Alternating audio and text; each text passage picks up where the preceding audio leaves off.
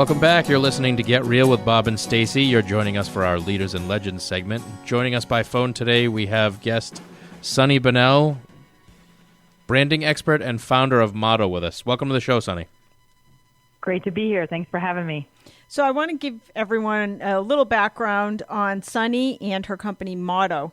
Motto is a comprehensive branding firm that works with companies and entrepreneurs who are eager to build remarkable brands. Under her leadership, Motto is the company behind several well-known brand campaigns, including Orison, which was the challenger to the Tesla Powerwall, which launched on Kickstarter and surpassed their goal by 7 times.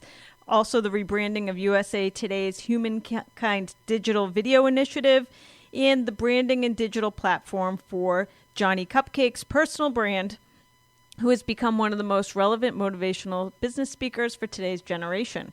Sunny is also a speaker, a storyteller, and a wordsmith. She pens articles for Forbes and Inc. magazine and is a member and contributor for the YEC, an elite organization comprised of the world's most successful entrepreneurs. And I know that she has a book coming out at the end of the year. We'll have to have Sunny back when that book comes out. So, Sunny, you tell us a little bit about your company, Motto. Well, you summed it up great, but I can certainly add to that. So Motto, we started Motto, my partner and I, Ashley, back in 2005, and we started with $250 in our bank account. No one had ever heard of us, and we had never worked for another agency.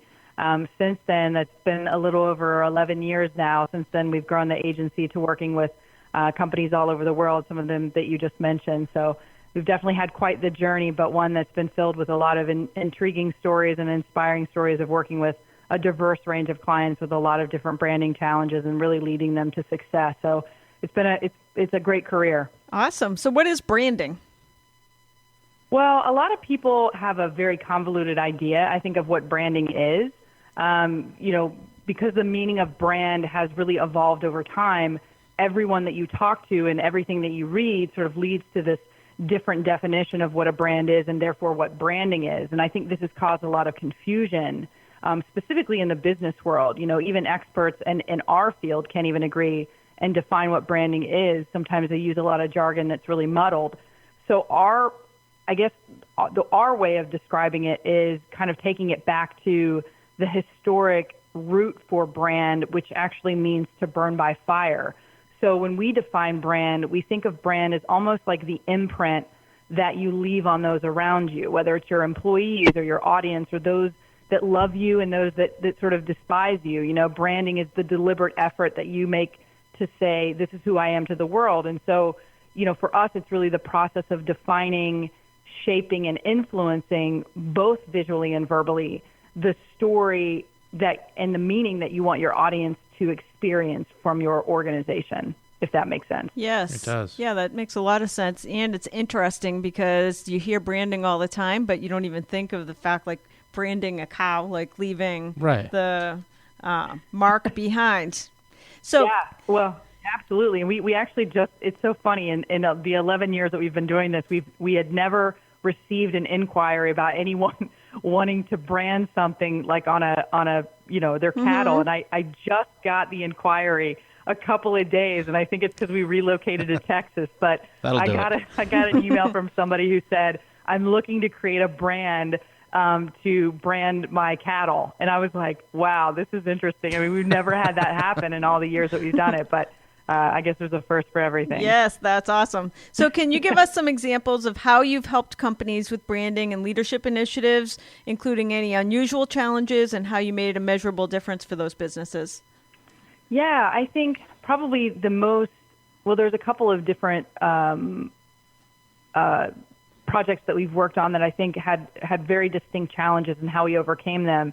One specifically is Johnny Cupcakes, who is based in Boston, actually. Yes. I'm not sure if you guys are familiar with his store down there on Newbury Street, I think it is. Is it an actual cupcake store? No, it's T-shirts, I think. Oh, all right. His thing is that he tricks hungry people every day, but he created this apparel brand that is based out of Boston. He's a really inspiring leader, has built an amazing brand based out of Boston. And, we worked with him on his speaking career, because basically he had grown this company from out of the back of a Toyota Camry about 11 or 12 years ago, grew it, made it global, basically took it to London and Martha's Vineyard and grew it outside of Boston, and then started to get requests for him to come and speak to colleges and universities on how to build a brand like he had. People tattoo his logos.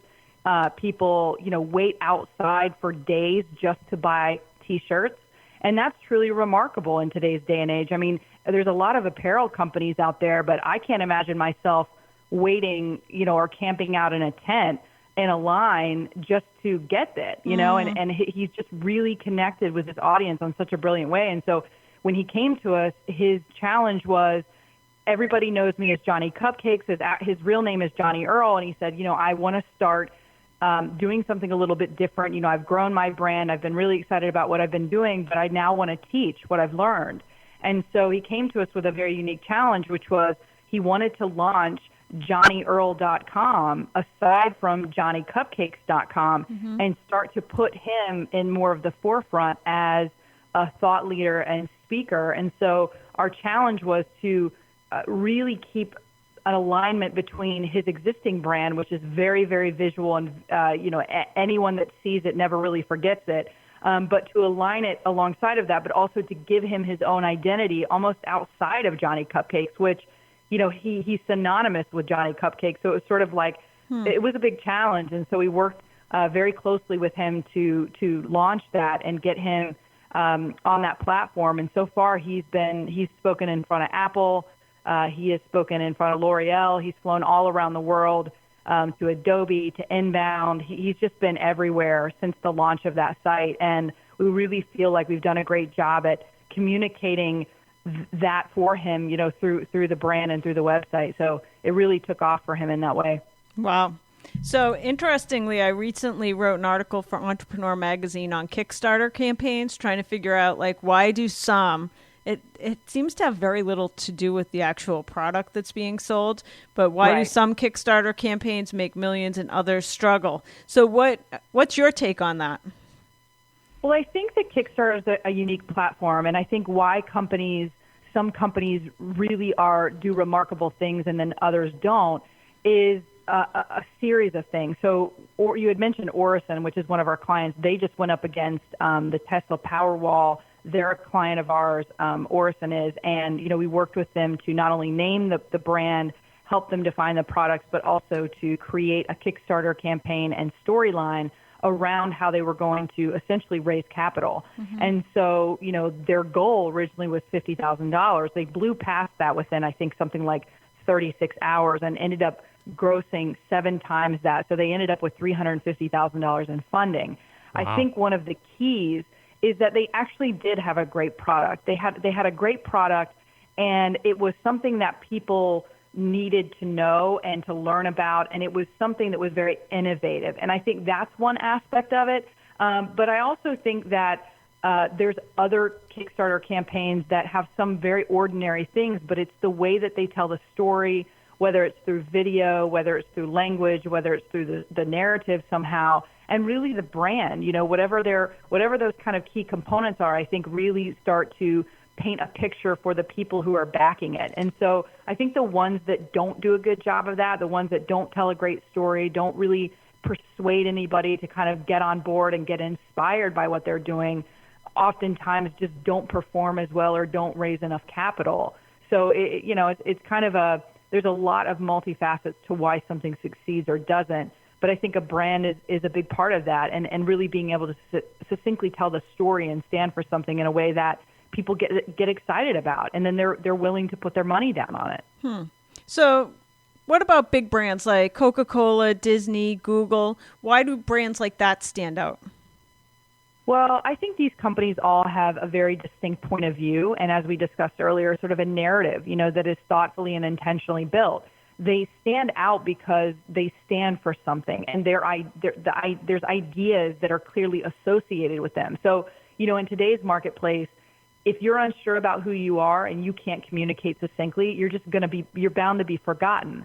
So the commonality that brands like Coca-Cola and Disney and Google have is these companies are not arbitrarily put together. You know, they have very carefully crafted identities in the world. You know, take Disney, for example. The brand ties back to Walt. You know, Walt Disney. Mm-hmm. He first had a vision.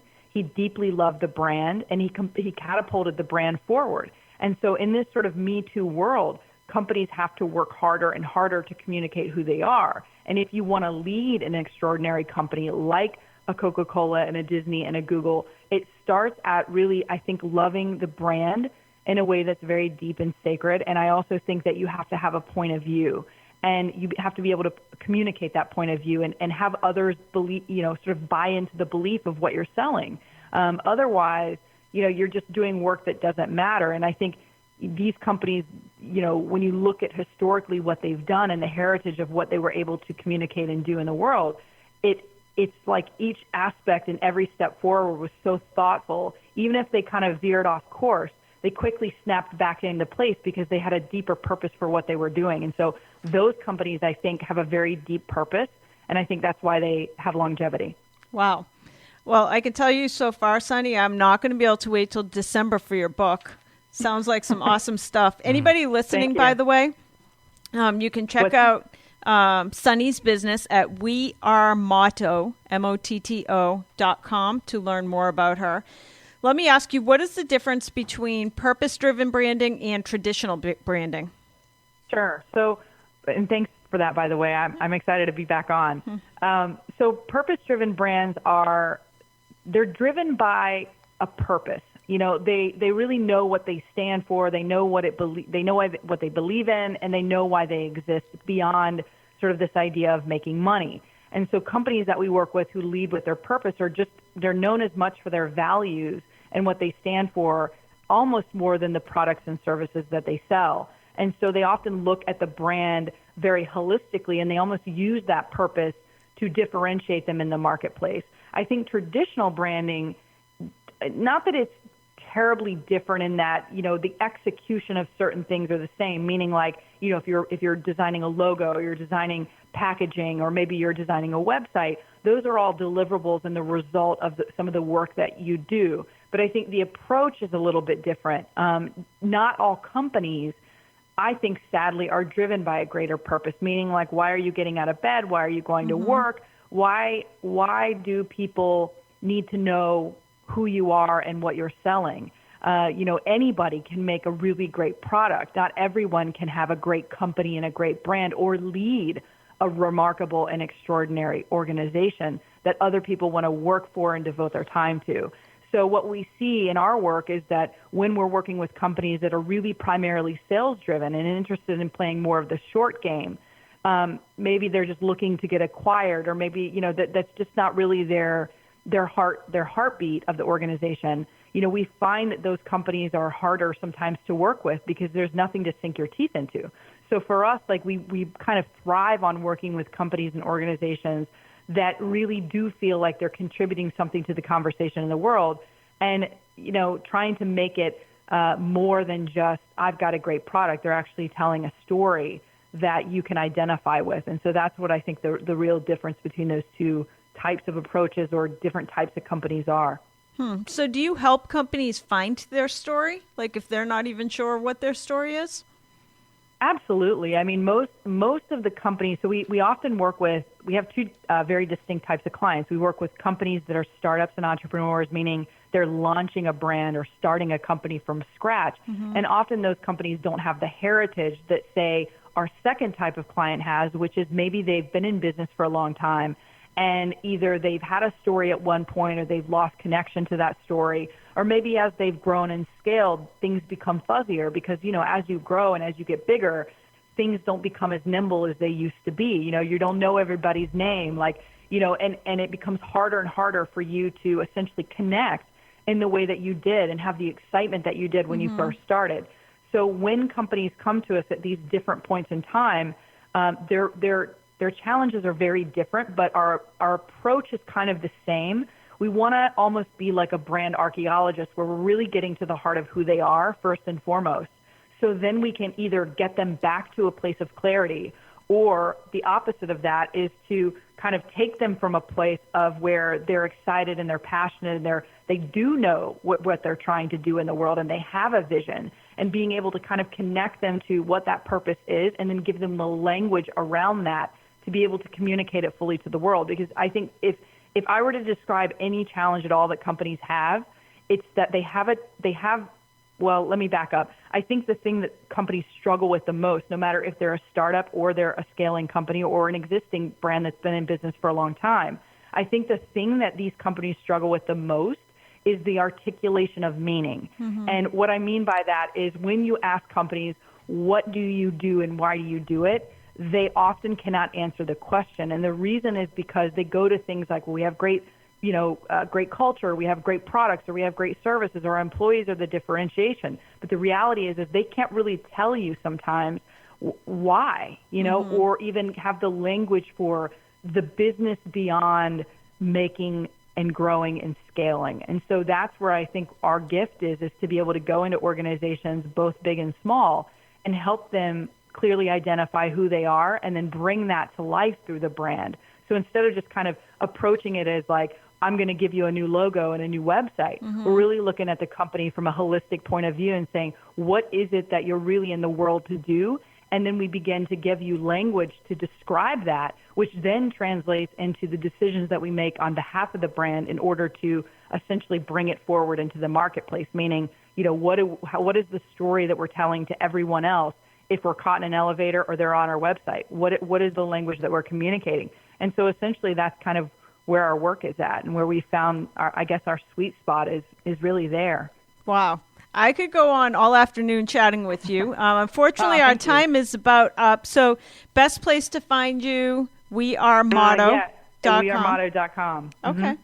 Awesome. wearemotto.com. This is Sunny Bonnell, co-founder of Motto, award-winning branding and design firm.